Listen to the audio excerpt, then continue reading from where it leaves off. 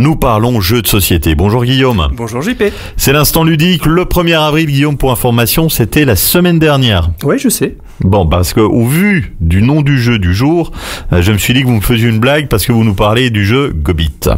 Et non, je vous ai pas fait de blague, je vous parle donc effectivement d'un jeu qui s'appelle Gobit. En fait, c'est un jeu de cartes qui va faire appel à de la rapidité et des réflexes, qui peut faire penser au Jungle Speed. Vous savez, le jeu avec le totem à attraper, mais qui peut faire des dégâts. Avec Gobit, pas de totem, mais une histoire de chaîne alimentaire, car il faudrait essayer de manger les cartes de nos adversaires tout en essayant de protéger ses propres cartes. Le but du jeu est simple, être le dernier à avoir encore des cartes pour gagner la partie. C'est un jeu qui se joue de 2 à 8 joueurs à partir de 7 ans. Bon, si je comprends bien, c'est le genre de jeu où il faut s'échauffer les poignets avant de faire une partie.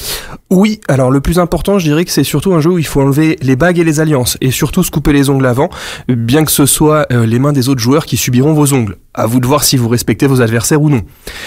Sur les cartes du jeu, nous allons pouvoir trouver 3 animaux différents. Des moustiques, des caméléons et des serpents. Les caméléons mangent les moustiques et les serpents mangent les caméléons. Logique bien sûr, mais attention, les animaux seront présents dans 3 couleurs différentes, du jaune, du rouge et du bleu. Ce qui veut dire que le caméléon bleu ne peut manger que des moustiques bleus et il ne peut être mangé que par un serpent bleu. Vous avez un petit problème de zozotement, on dit moustique. Non, dans le jeu, ils appellent ça un moustique. On distribue toutes les cartes aux joueurs. Chaque joueur forme une pioche devant lui et chacun leur tour, ils vont retourner la première carte de leur pioche en la retournant vers leur adversaire en premier. Il va donc falloir la retourner rapidement afin de voir aussi ce qui est présent sur notre carte. Lorsqu'une carte est retournée et qu'il est possible d'attaquer une autre carte, le joueur attaquant doit essayer de taper le plus vite possible sur la pile ou les piles qu'il peut manger.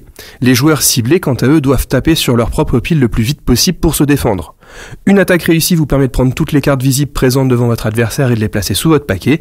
Une défense réussie permet de ranger ces cartes sous sa pioche.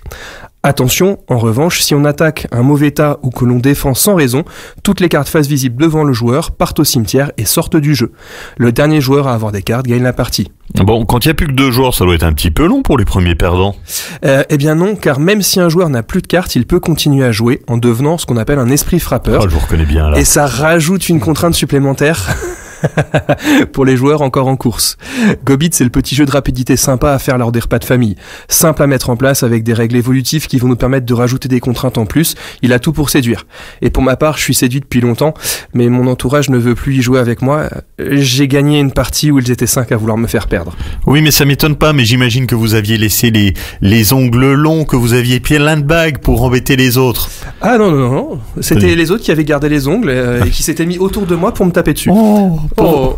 Ça, il fait le victimiser. Mais non, j'ai gagné. Dessus. Oui, c'est pire que tout. Je ne jouerai jamais avec vous. Vous aimez Comptoise Radio, son actu locale, sa playlist des Vosges saunoises? Aujourd'hui, c'est nous qui avons besoin de vous. Pour continuer à vous informer et vous divertir, nous lançons un appel aux dons. Soutenez-nous. Retrouvez le lien sur notre page Facebook en publication épinglée ou écrivez-nous en message privé. Merci pour votre soutien.